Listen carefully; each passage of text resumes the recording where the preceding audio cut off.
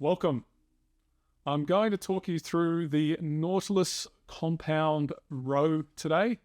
So if you have one in your gym or you're simply interested in equipment analysis, stick around because we're going to analyze the machine, and I'm also going to talk you through how you can actually make this piece of equipment a little bit more effective for training lats and back muscles.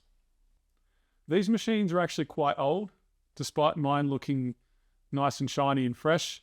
I actually took it apart, got it powder coated, put some new parts on it, put it back together. So it's looking fresh and it's running really smooth. It's quite a simple setup.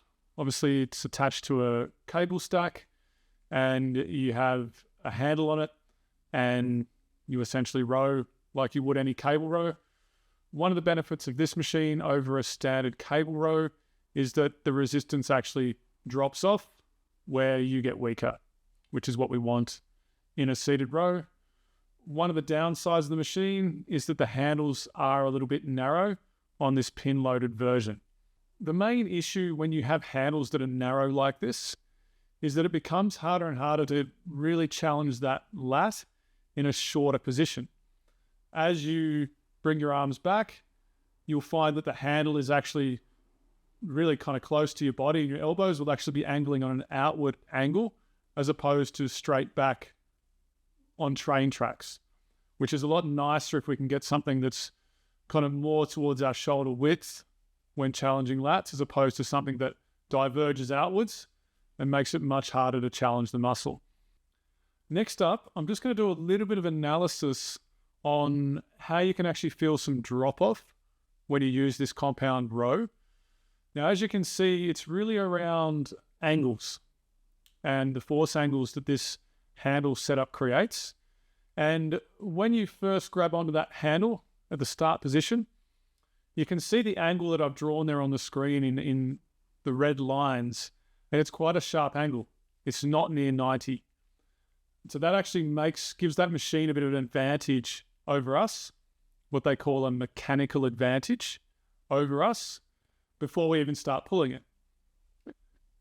Now in the second photo, what you can see is that angle is getting closer to 90, that force angle. And when it gets closer to 90 degrees, we actually have an advantage now over the machine. And that's the drop-off that you feel when you use this piece of equipment.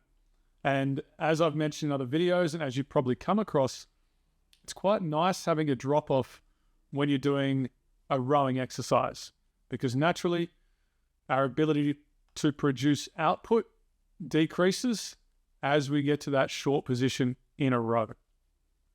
Here's a nice little hack for you. If you have this machine, you can go out and buy a mag handle or any shoulder width handle that has a hook on the end of it, and you can actually hook this to the existing handles on the compound row. What this does is it enables you now to pull at a shoulder width grip, and you're not dealing with that divergent handle that the machine comes with if you don't modify it. So it's much nicer than using the actual handles that are on this machine. Thank you very much for watching. If you have any questions or comments, please put them below, and I'll be back here really soon with another hopefully interesting and useful video for you. Catch you later.